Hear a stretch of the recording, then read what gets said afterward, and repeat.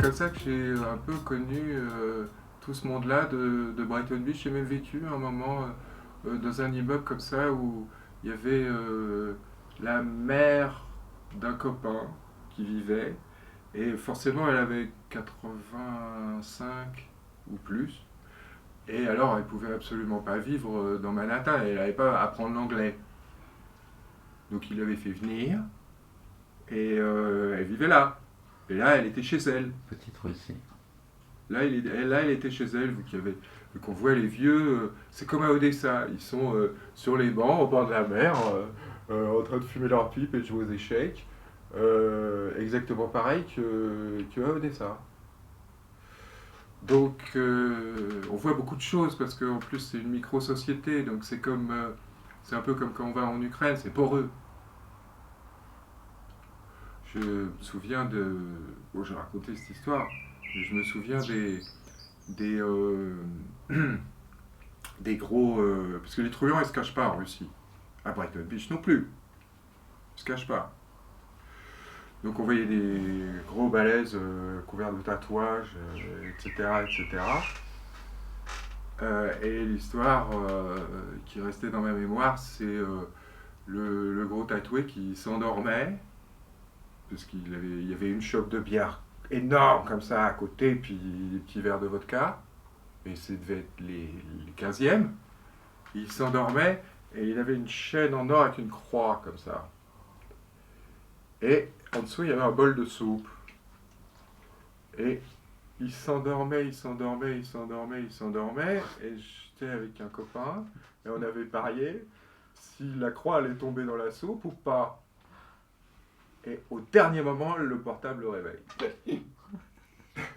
Au moment où la croix frôle la soupe. Voilà, donc on voit beaucoup de choses comme ça. Euh, euh, et c'est relativement facile à voir. D'autant plus que c'est en fait protégé par le secret d'une communauté et d'une langue. Donc c'était pas vraiment mon intention de départ d'ailleurs en faisant ce livre, parce que je l'ai pas fait comme je fais les livres d'habitude. Je l'ai fait plus comme un film, plus comme on fait un montage de film finalement. Alors que d'habitude je fais un plan détaillé. Et donc tout ça est revenu à ma mémoire. Je n'avais pas spécialement l'intention de parler de Brighton Beach. Je voulais parler de cette première histoire d'amour à Paris, dans un mouvement dissident, avec une espèce de côté exalté, comme les communistes, mais à l'envers. Euh, et puis c'est venu tout seul qu'effectivement le personnage se trouvant à Brighton Beach, il se passait quelque chose à Brighton Beach forcément.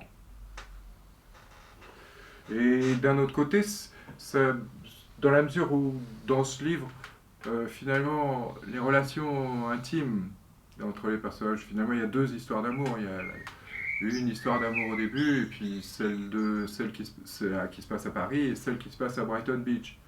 Et finalement, l'histoire se reflète et dans une histoire d'amour et dans la suivante. Finalement, de décrire une sorte de monde refait, d'URSS refaite sur un petit lambeau de plage, ça collait parfaitement avec le propos général du bouquin. Et ça lui donne un côté aussi plus moderne, puisque ça se passe en 2010, qui est à peu près l'époque où j'ai vu ce genre de choses.